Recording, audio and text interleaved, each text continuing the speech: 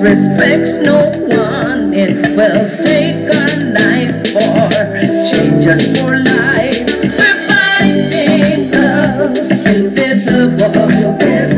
Who thought this could be possible?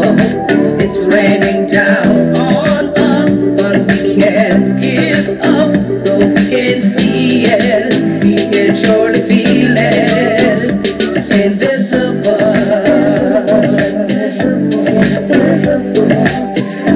Yes, we can feel it, but we can't see it. No, we can't see it. Bit by bit, somehow we'll get through it. Hit by hit, together we can beat it. It has love for no one. It will take us one by one. Lest we do everything that we can. We're fighting the invisible. Who thought this could be possible? It's raining down on us, but we can't give up. No, we can see it. We can surely feel it. Invisible.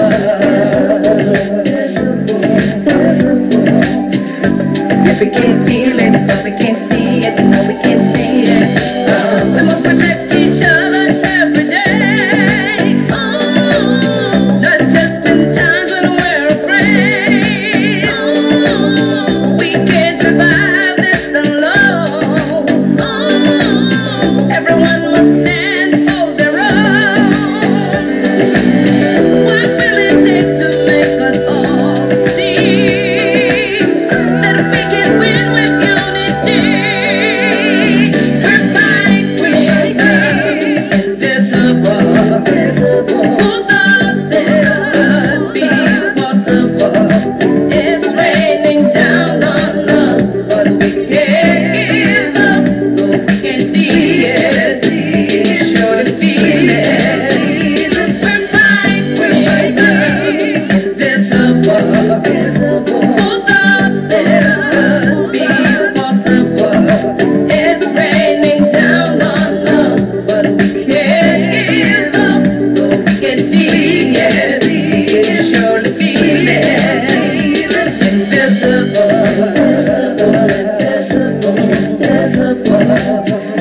Yes, we can feel it, but we can't see it. No, we can't see it. Invisible.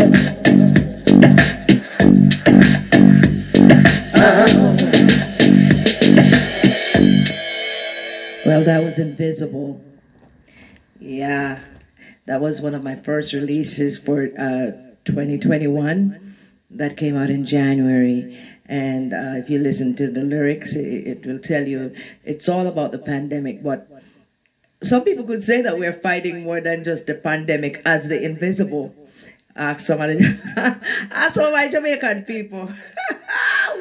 You know, we've been hearing a lot of things about all kinds of artists and things, you know, going to see the quote-unquote invisible man about other artists and stuff, but we won't get into that because we're not here for that.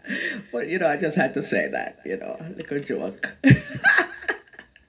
So, who is inflicting the invisible on who?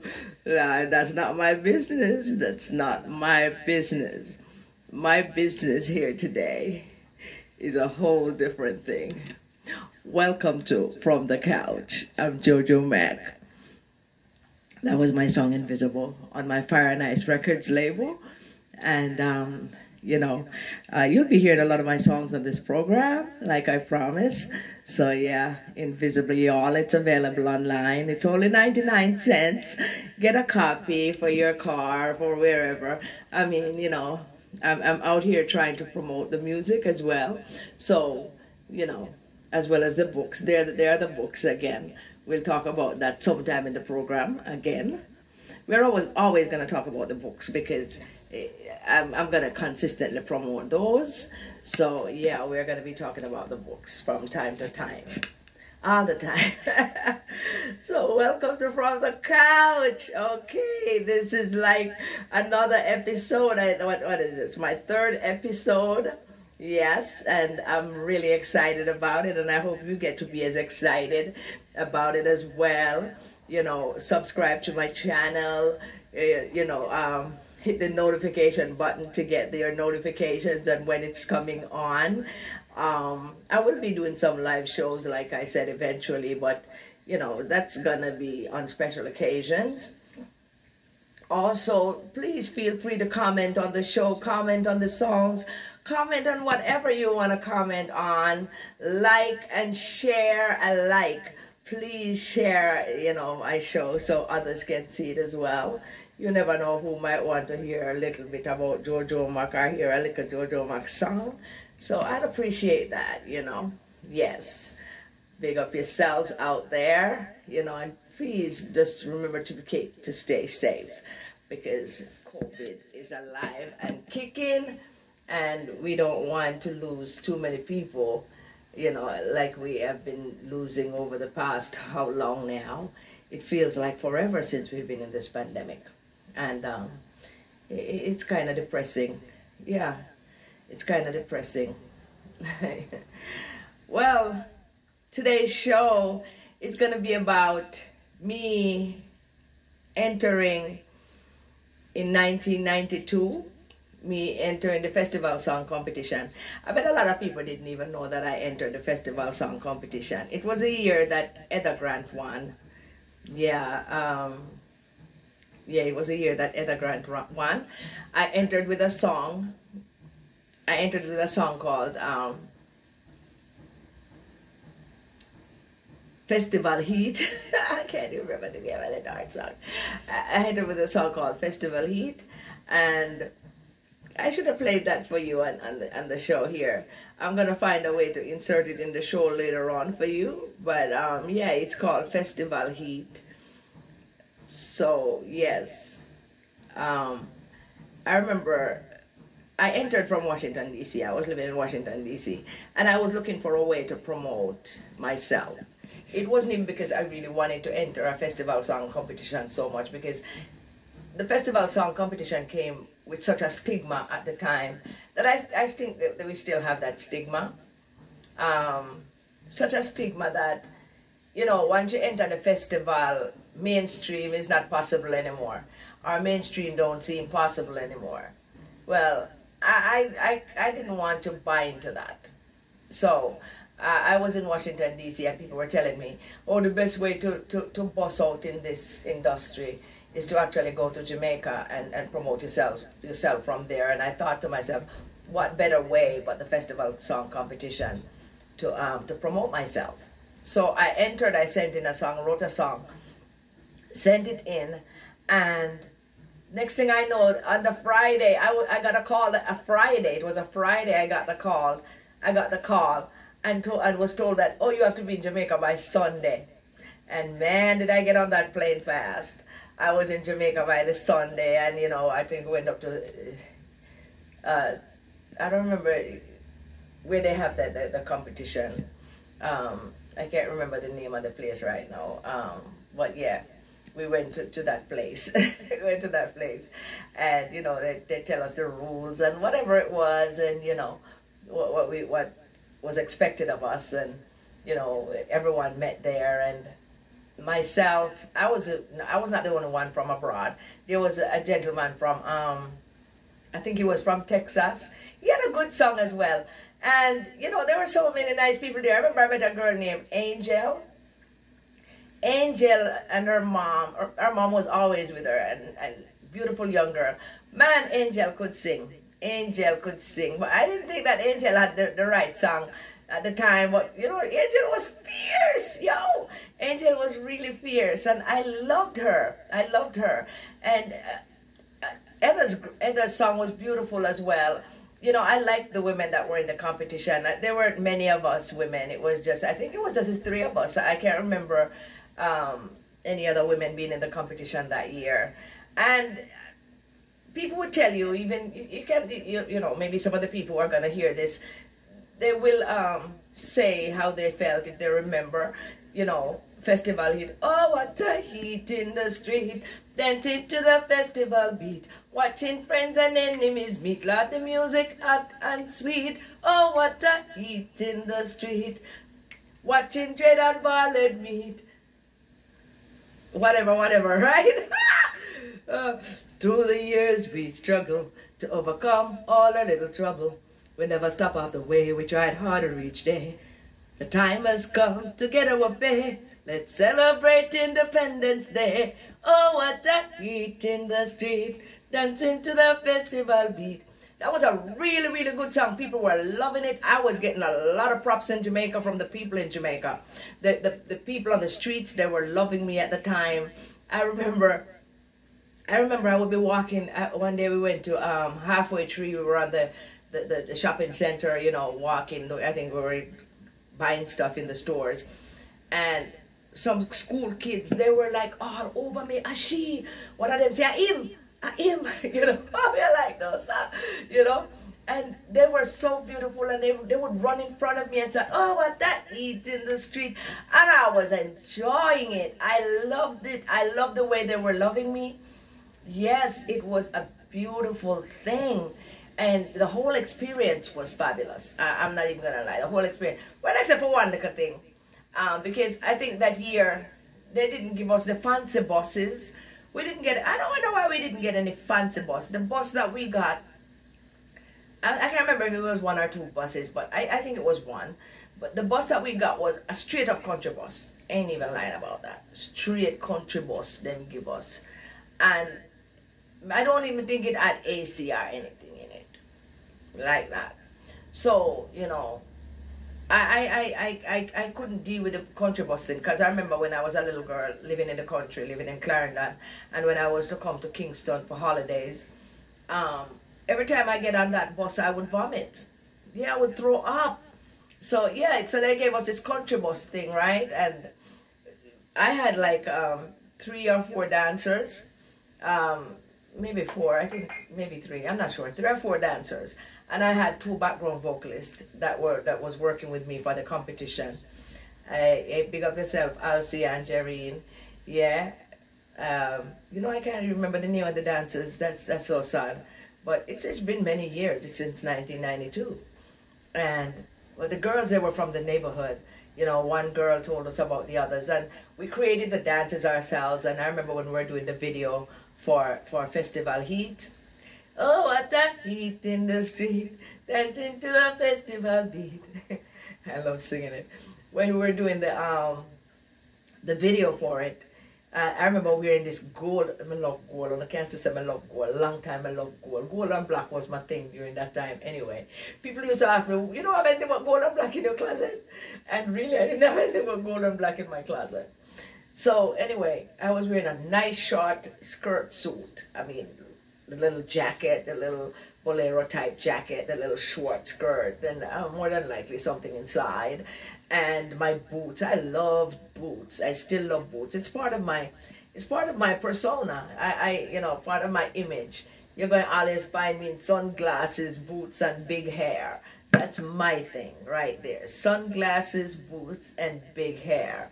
You know, I'm usually, see, I'm taking a little what you call it, a little hiatus from the afro, because this is not even my normal style. My normal style is a big afros. I love afros, and I'm gonna get back to it, of course, so don't even get it twisted. I love to wear afros on stage. It's my thing. So yeah, big hair, sunglasses, boots. That's my image. That's my thing. So anyway, we did the videos. We had like, my girls would be wearing like, you know, bodysuits, you know, gold bodysuits. We all in gold and stuff. And I remember we did the video. Part of the video was done on some, I don't know, this place in Jamaica where they have a lot of steps, wide as ever. And we did some of it on the steps, and some of it we did inside somewhere. Can't remember where now, to be honest. But we did that, and when the videos were all playing, everybody filmed their video for their songs. And I remember when the videos were all playing, The church people would call in to the stations and like, take our video down. It's too raunchy. I mean, nothing compared to what you'll see now out there. But they were saying it's too raunchy for the festival song competition because it's a family thing, and man, it was crazy. Okay. But the more, you think that because the church people are calling in and said take it down, they would take it down. No, they didn't. It was playing more than any other video at the time. Ask anybody in that time who remembers that. I remember I would be over at Jason Lee's studio, and even Jason and the people there would say, "Whoa! Every time we turn around, your video is playing, and when your video plays at Sonic Sounds, and when your video plays, everybody get close to the TV." Yeah, and yeah, they wanted to take it on because they said we are whine too much. Me, I whine too much. Me, I can't even whine. I can't even whine. Trust me, my wine ain't no kind of wine. Okay? I take the "ein" out of wine. There is no wine, "ein" in my wine. Okay? I can't whine, so we don't know what they were calling too much whining, but I know my girls could dance, so I don't know if they were talking about them. But did I jiggle my little body up? Did I shake my little body up? Yes, I did. I love to dance. I'm not really that good at it. I'm not as good at dancing as I am at singing. But anyway, the competition was happening, and I spent a lot of time down in Jamaica at that time. Yeah, spent a whole lot of time down there. And I remember when we were going to the different parishes to do our shows, the officials never really pleased with me because, like I said, I didn't travel with the bus. So we had like 3 cars behind the bus at all times. One with me and my then manager, and one with my background vocalist, and maybe a couple of people that come with us, or so, and one with my dancers. So we always had like 3 vehicles, and we were always riding behind the bus. When them stop to get food, when them stop to eat, because they never used to really get no food, they would stop to eat and stuff, because I remember they would give us like cheese sandwiches and things. They use the coloring and make the cheese sandwich and things like that, and I couldn't eat them something there. I never have like cheese sandwich them time there. Really, and being in Jamaica, I want some real Jamaican food. So we always, go buy our own food and stuff like that. I didn't think the officials in the competition were very happy with me. Some weren't really nice to me, others not so nice. But it was cool. It was cool. It was cool. For the most part, the experience was awesome. And I felt like I would do it over again if they give us like a Juta bus, We can't manage a bus, the old bus and thing, So yeah, that was my experience. But what happened was, they were giving me a hard time too, like I said, the officials. I remember when we went to this show, I think it was the show before that we went to Puerto Rico Beach. Because I remember when we went to Puerto Rico Beach, I'll never forget, it was Richie Burgess, Richie B, that MC that show, and I was wearing this, you see the kind of bodysuit that my Spice never wear though. Yeah, I was wearing one of them kind of bodysuit a long time. I've been there, done that with all of that, you know what I mean? I wore one of those kind of bodysuits, but it had the fringes hanging down, and then it had this like wire in the leg, so the leg just stand out like that, stick out, right? Yeah, and I remember a couple of times he had to call me on the stage and, "Did you see the outfit? Come back up here, Goldie." It wasn't JoJo Mac, it was Goldie. "Come back up here, Goldie," and he would call me up a couple of times for the people them to look at this outfit. He would bring my outfit to their attention. But the show, I think before the Puerto Rico show, I remember the MC was one of the people from the competition, one of the officials, and I remember after it was my turn to go on stage, and he said, "People, our next contestant And I'm paraphrasing, okay? Our next contestant is one who has been causing a lot of controversy. People have been calling for her to take her, for us to take her video down, because, you know, they're saying there's too much going on in her video, and he wasn't saying it in a nice way. And I remember I heard a voice in the audience says, "We know who you attack, come trill with Goldie." And I mean, everything that was negative in my head at that time when he was talking just went right out, and people started cheering, and I'm like, oh my gosh, they're ready for me, they like me. Because you want to know that the audience, like, you know, some of us go on like we don't really care if the audience, right? We give a damn about whether or not the audience likes us. We want them to love we. To be honest, we want them to love us, and that audience was loving me. When I went on that stage, I sang my heart out, and they gave me all the love I could want. And that was pretty much how the competition was for me the whole time. I got a lot of love from people. You know,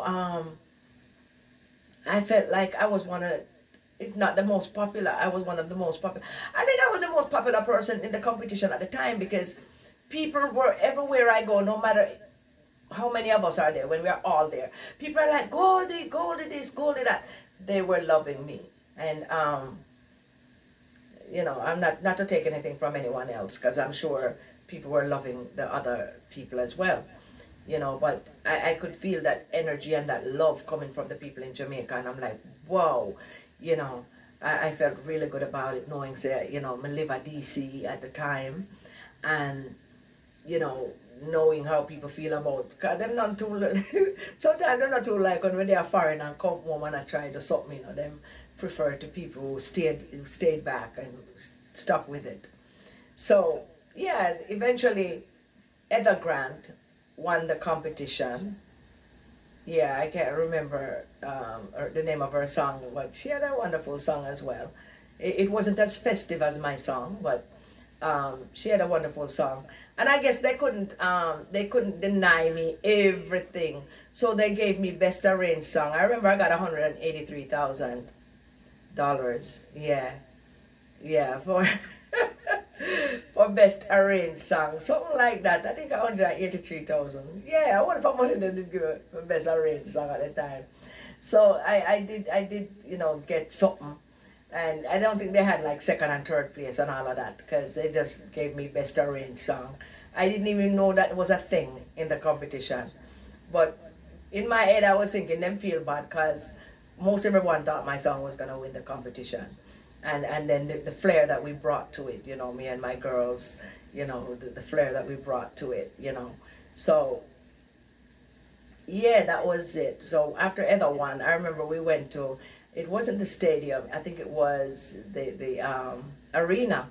They did like a final show after Heather won, because we did a show where, you know, they announced the winner and stuff. And I think it was a day after, we did a final show, I think it was, at the arena. And oh boy, did me and my girls get down. We were putting in all that whining that I couldn't do. Yeah, body all over the place, yeah, wind up and wind up. And they're like, somebody was like, what? I knew they had it in for me, right? I knew they had it in for me. Because one of the, like I told you, I couldn't whine. So, you know, so I don't know what if a whine thing I go on. It can't be too outrageous. If you can't whine, it can't be too outrageous. It's more laughable than outrageous, right? That was my whine. More laughable. It was more fun, you know, than anything else. And I remember they came and somebody in the front was like, oh, you have to take her off the stage, take her off the stage. Pitney at the audience, children at the audience, and people running around like, you know, chickens with their head chopped off, you know, like, whoa, we gotta get her out of here because, you know, she a whine too much, them a whine too much, and ray, till I heard somebody say, shut down the mic, shut down the mic. And next thing my mic was dead, like, boom, they just shut down my mic. I'm like, damn. And I walked off the stage. So that was my experience doing the festival song competition. I had a blast though, I'm not lying. And I realized that, you know, during the period of that time, I realized that, you know, if I had stuck with the Jamaican audience, like keep going back and introducing them to my music, you know, I probably could have won them over, and I still think I can win them over, because Jamaican people like decency, you know. The other thing said them not like the decency, and I'm a decent girl who like to put out decent music, and they're not all just about the body parts songs and things like that, and who zoom in who and whatever, and how you want to be zoomed, and coming off of the chandelier and, you know, stuff like that. While I enjoy some of those music myself, you know, it depends on how raunchy it gets. Because I think some of the best artists are doing some of the worst freaking songs. And when I say best artists, I mean artists that are so full of talent. And I'm like, why are they singing these songs that can't last forever? Why are they singing these songs that don't have shelf life? That's not even good for their catalog. Later on in life, you know, how will they feel about these songs? I don't want to do those kind of songs, but some of my favorite artists are doing some of those things. So yeah, that was my experience with the festival song competition, and I just wanted to share that with you on this From the Couch series, From the Couch episode. Yeah, like I said, I would be telling you about my life in the music, and that was part of it, okay? So the thing's set. I hear my microphone feeding back. Let's see if we can get rid of that feedback, because I'm about to do a song for you. It's called Greater Power. And this song was produced by Houghton Brown for Naya Bless Music. Yeah, the Naya Bless Music label. Yeah. It's part of a compilation called Frivolous Nation Rhythm. Yeah, from the Frivolous Nation Rhythm. So this is called Greater Power.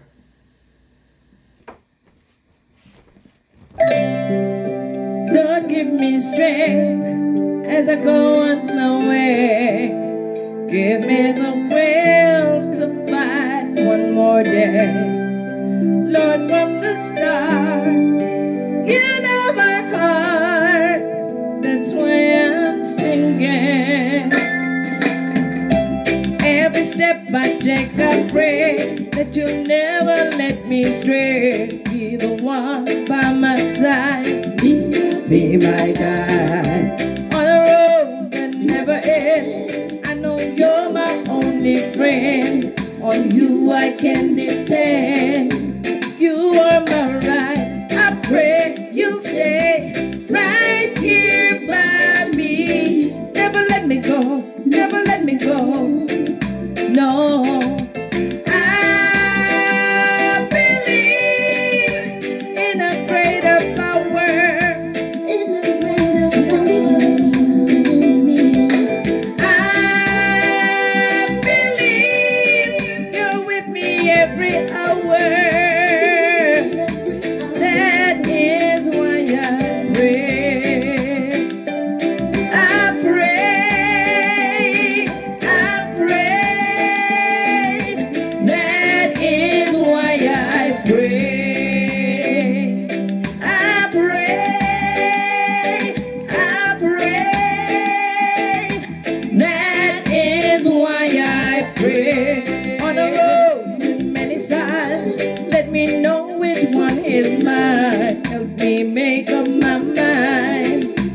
As I cry, I know the journey's kinda long, but I have to carry on. So I pray you keep me strong during this time. I pray you stay right here by me.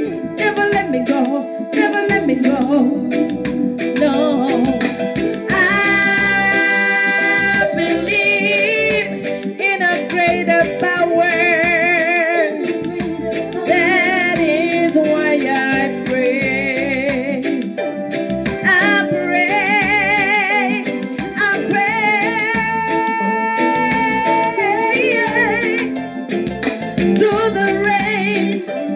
Through the fire, I know you're